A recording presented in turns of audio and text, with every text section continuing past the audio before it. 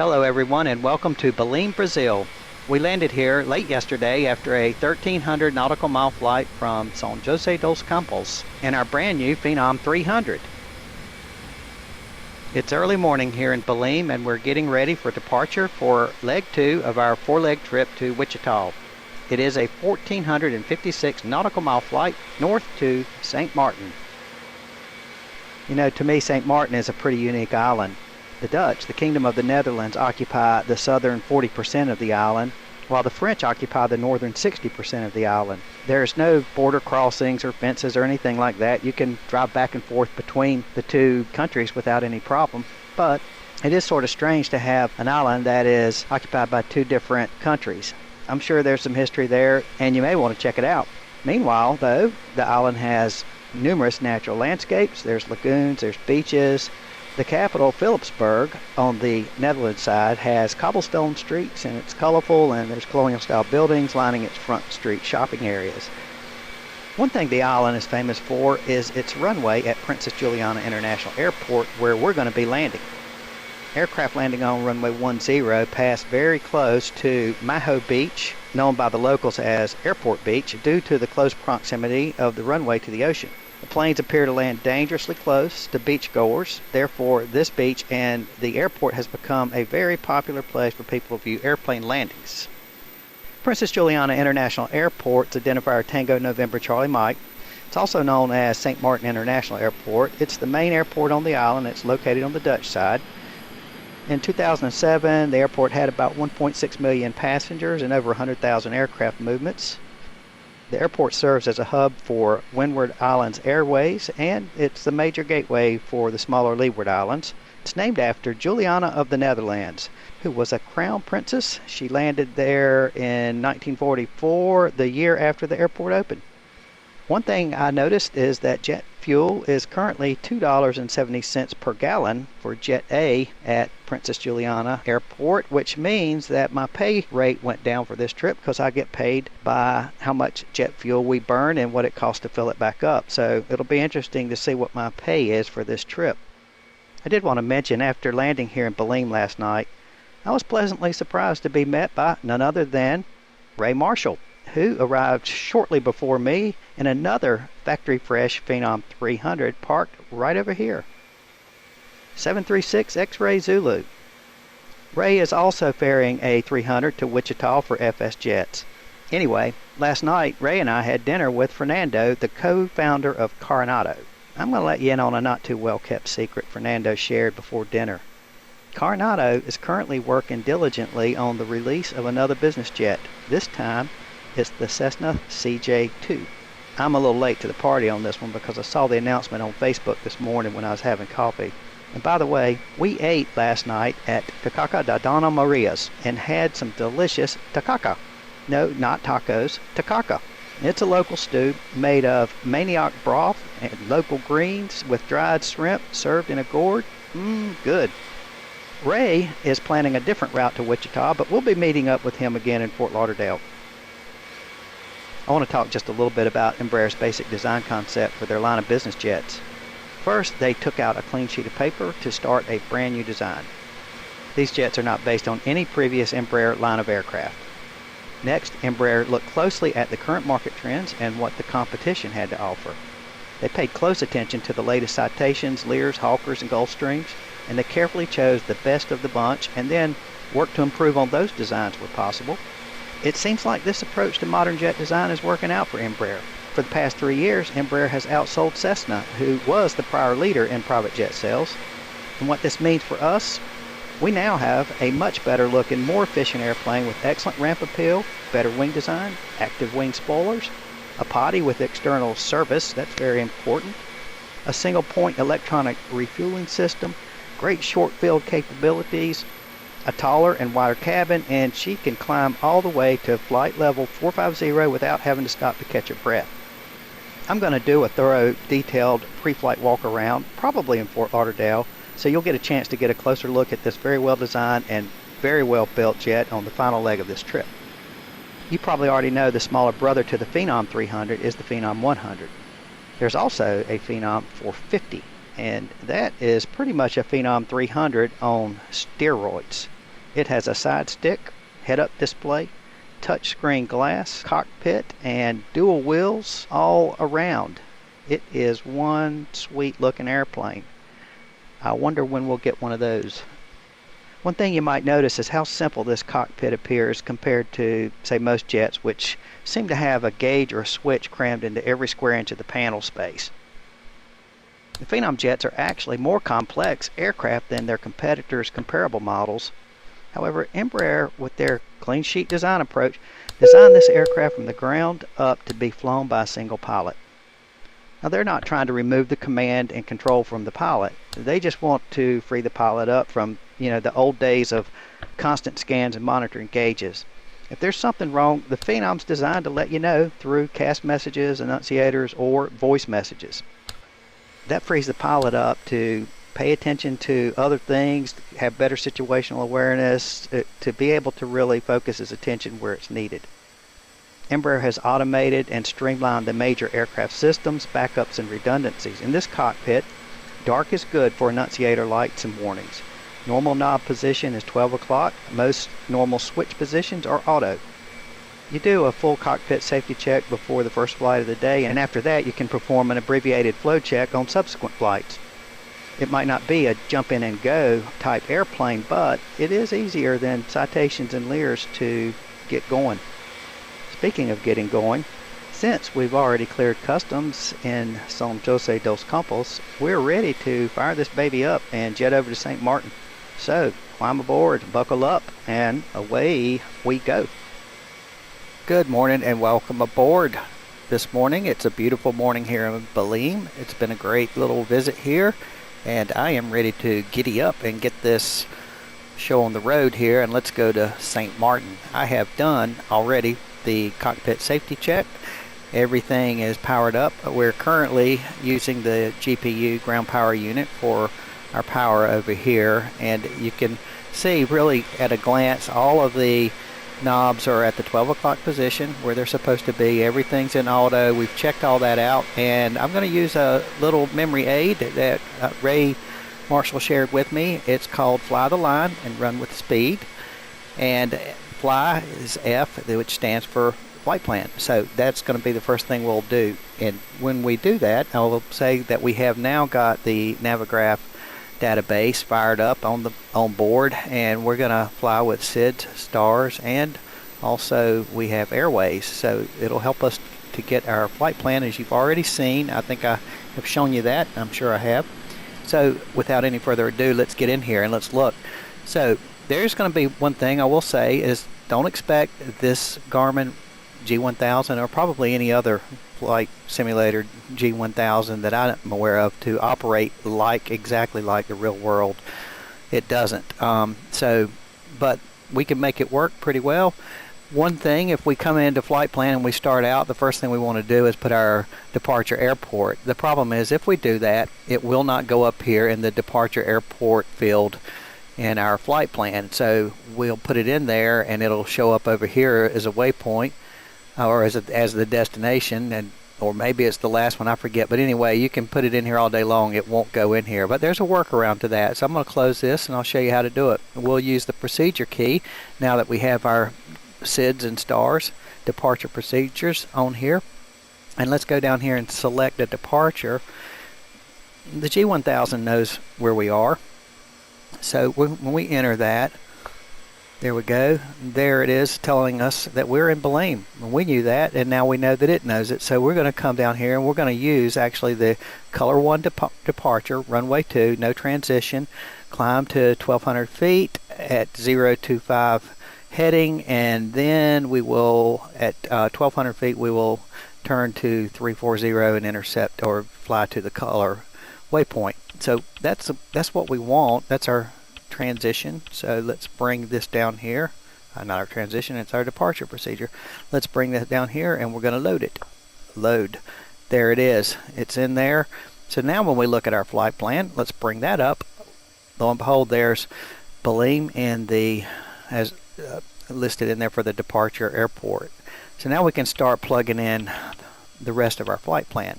So we'll come after the last waypoint on the SID, and we will put in the first waypoint on our route, which is on an airway, and it is Calan. And let's bring up the waypoint box and get the cursor flashing, and then we'll type it in. It's Charlie Alpha Lima Alpha November. Should be. No, I put in hotel. Let's backspace. The H and the N look the same. There we go. That's Calan. Now, we don't want the one in France, even though the French seem to have a lot of territory in this area. We want the one in Brazil. There's duplicates, and there is one in Brazil. That's the one we want. So good. It's in there, Calan. Now, that's where we're going to jump on an airway, and that airway is UA.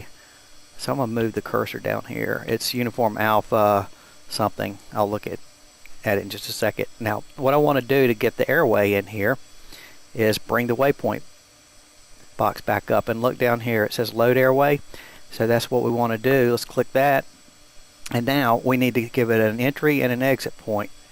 The waypoint really should be in here. It will be in here if it's a VOR, but since it's just a lowly little waypoint, it's not in here, but we can just put it in there. Not a problem. We'll put that right back in there. So it was Calan. See, Charlie Alpha Lima Alpha November. There it is. Now when I enter that, let's see if it finds an airway, and it did. Uniform Alpha 555. And let me look and see. That's the one we want. So let's just scroll right down there. But this waypoint here, the exit is really south of where I want to go, and I need to go north. So all I need to do is just advance to the next Uniform Alpha 555, and there is a northerly waypoint there. So I know I'm on the right, going the right direction. Now I need to find the Bravo India Golf, which is Barbados VOR. So there it is right there, Bravo Golf India. Yep, I'm sorry I misspoke, but Bravo Golf India, that's the one we want. So we can load that, and all those waypoints will be inserted into our flight plan. Nice and neat, just like magic. Now I do see,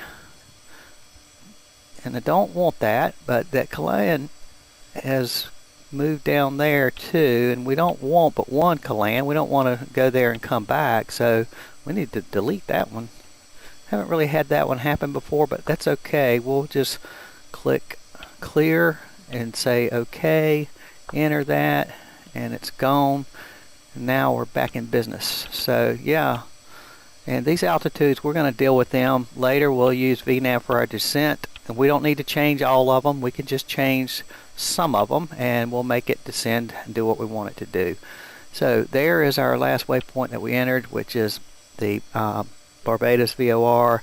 The next waypoint from there. Now what we want to do is go ahead and let's bring the waypoint box back up and load another airway. So hit the soft key, and now you can see Barbados is in there in the entry point, and all we need to do now is find the airway we want. And there's a lot of them. This is a VOR, a lot of airways going in and out of it, and we're looking for Uniform Alpha again, and there's 511, and let me just see, we want Uniform Alpha, I should have this thoroughly reviewed, 632, and to Antigua is where we're headed, and there's 632, but not towards Antigua, and that one is towards Antigua. And let's scroll over, and there's the Antigua VOR. So now we can load that. And this makes quick work out of entering all of these, so just click enter, and we'll scroll on down now, and there was our last one. So we have one more, and let's bring the box up, load the airway, and where we want this time a Uniform Bravo 520. So let's find that to Elopo. Uniform Bravo 520 to Elopo. Lo and behold, there it is. That's lovely. Okay, so load, and now let's go and take a look and see how we're doing here. So we got all of our waypoints in order that they should be in. You can see as we scroll through, it moves the map over here over each one, so you can inspect them. You can even zoom in and out of that if you want to. There's a LOPO, and we just need now our destination, which is St. Martin, and that is Tango. Where's Tango? Where are you? There you are. Tango November Charlie Mike. And we got to bring up the waypoint box. Now we'll try it again. Tango November Charlie Mike. There it is, Princess Juliana, St. Martin. So we're going to enter Elopo to Tango November Charlie Mike. I love it. Put it right where it was supposed to. And look at there. From Belém to St. Martin, we have a valid flight plan. Perfect. Okay, so that's the first piece of fly the line, run with speed. The second piece is which is takeoff temperature. Outside air is 24 degrees Celsius. Let's set the engine temperature. And right here you can see it. This is really small lettering. Probably it's modeled that way. It's probably accurate, but it's just hard to read. And it's my biggest complaint. That's not too bad, but it is a little bit of a complaint. I can always move up and put my nose right up here on it. But we're going to raise that temperature up. So FADEC then will know how to control the engine.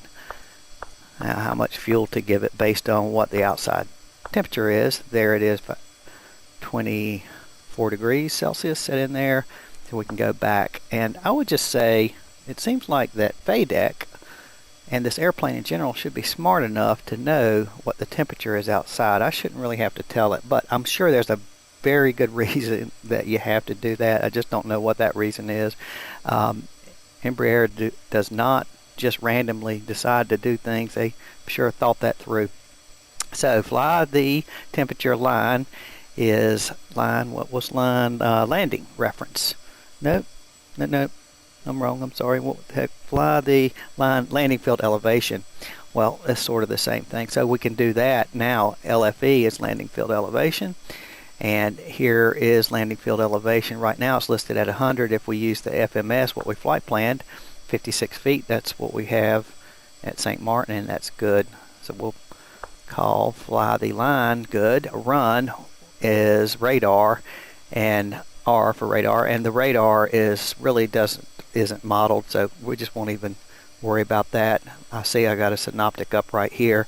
There's our GPU. It's connected. You see the green is letting me know I've got power coming in there. Our generators right now, of course, engines are shut down, and I think it's showing, well, is that supposed to be green? I'll have to look at that and see, because maybe it's fed to there.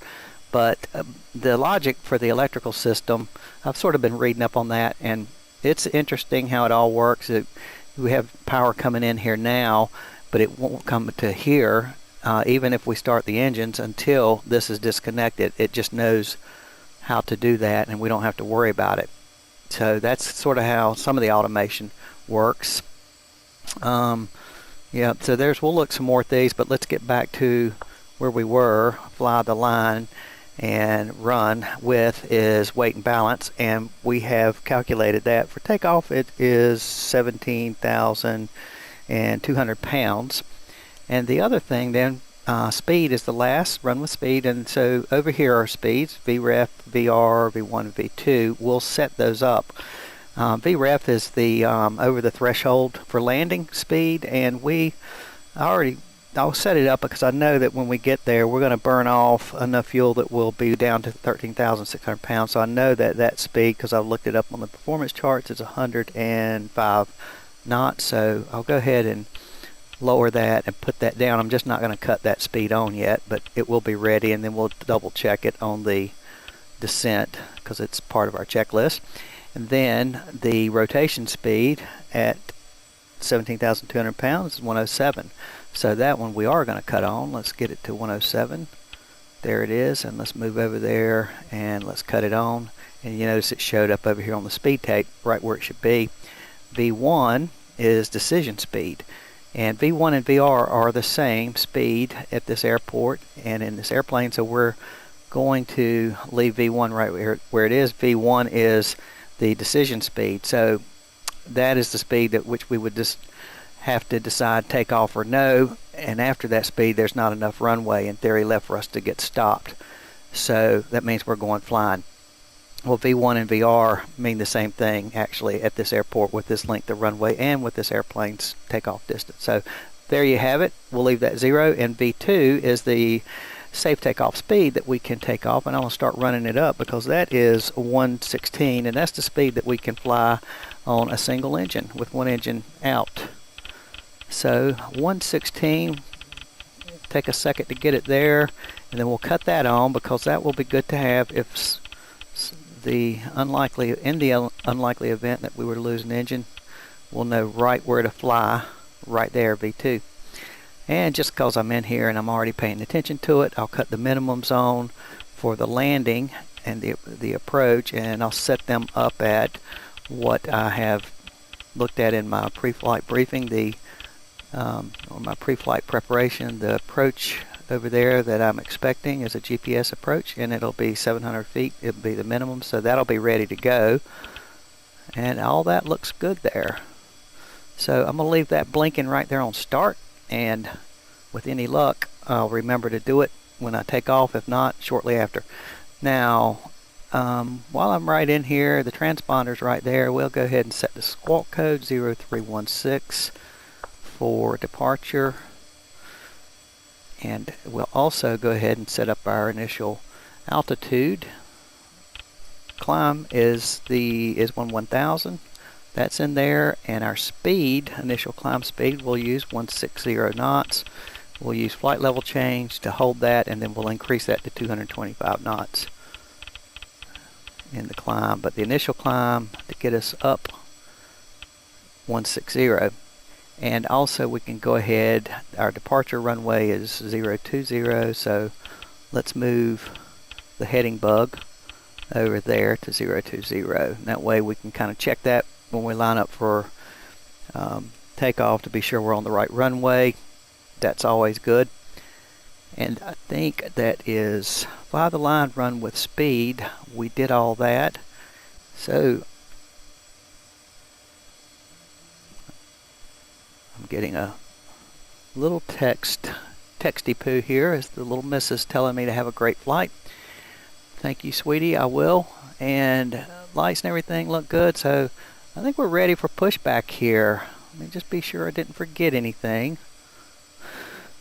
Looking over the cockpit and double check my notes.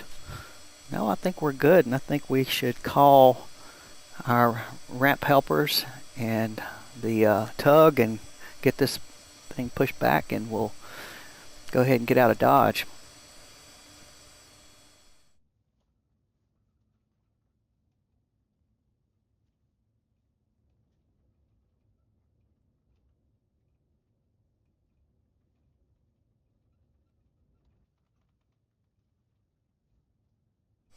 I'm giving them the signal that we want to disconnect the GPU. Don't want to forget that, so we'll go ahead and come off the power there. Now we are now on battery power, and they're letting me know that they're ready. They're gonna go ahead and get us connected, and while they're doing that, you notice that I've got the engine start stop switches over here in the stop position. When we do bring them up, I wasn't sure if this was modeled correctly. It is. When we bring them up in the run position, it starts the beacon. So I'm going to go ahead and put that one up in run. We'll start with that one. We haven't started it yet because we haven't gotten clearance. I'm going to call the tower and or ground control, and let's get a clearance to push back. Good morning, BLM ground. Phenom 757 X-ray Mike would like to get a clearance to push back. Cleared to push for 7 X-ray Mike. Okay, we're good there. Now let's release the brake. Push is commencing and start at will. So let's just get in here where we can see. We're going to monitor our ITT and N1, but everything's pretty much automatic. Momentary switch there in the start, comes back, everything starts spooling up. First thing I want to do is really be sure I got oil pressure. It is rising. We'll keep monitoring that. N1's up to about 4%. It should light off around 6. And there it is. And ITT right up to about 8 something, and then it's coming back down, and it looks like a good light there. Watching the cast messages, don't have any warnings, everything looks good. We'll call that a good light, and let's start number 1.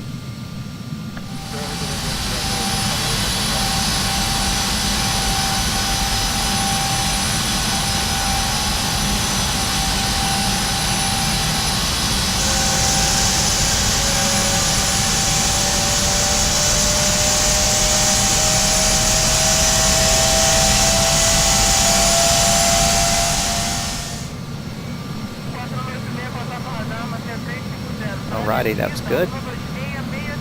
Good job there. I hope this guy up here is going to wait on me.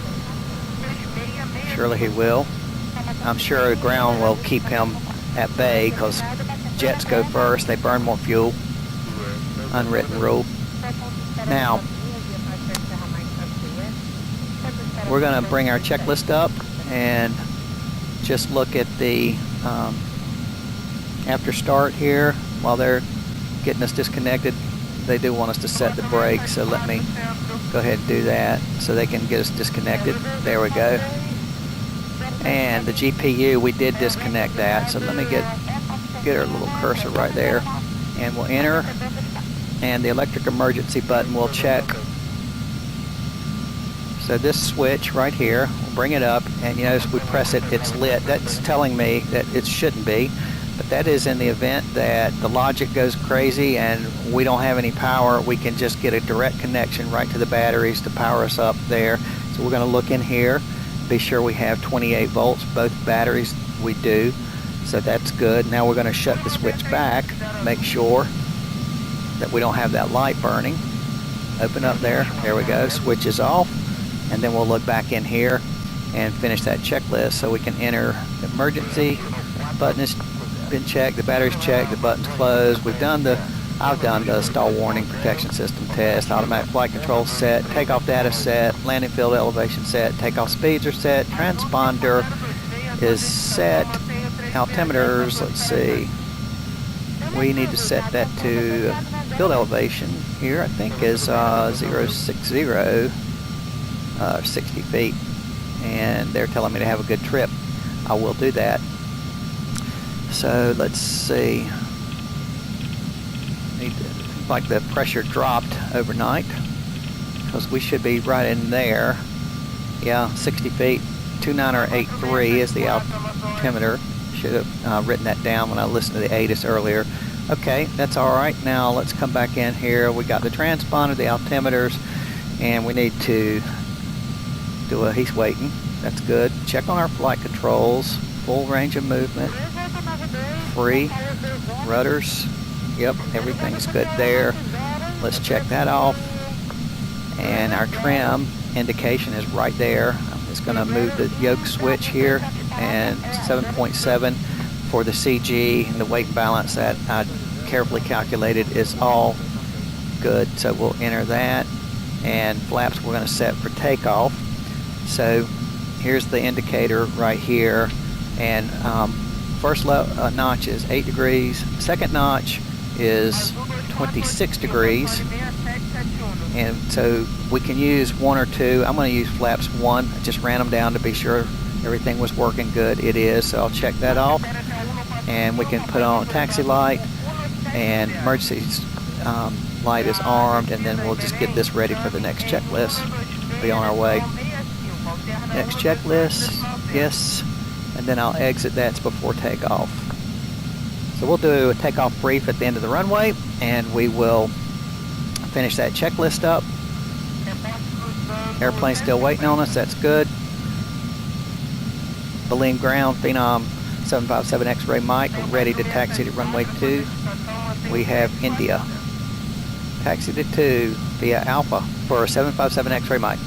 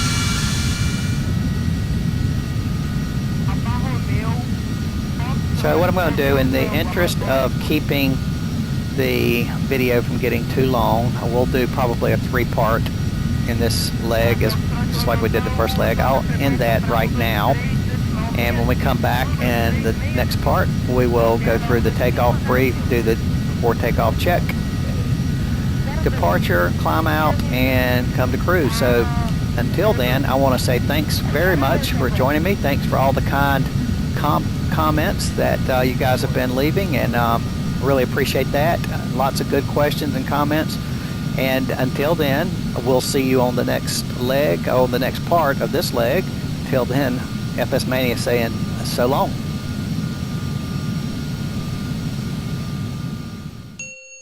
Voo 21226, mantenha 380.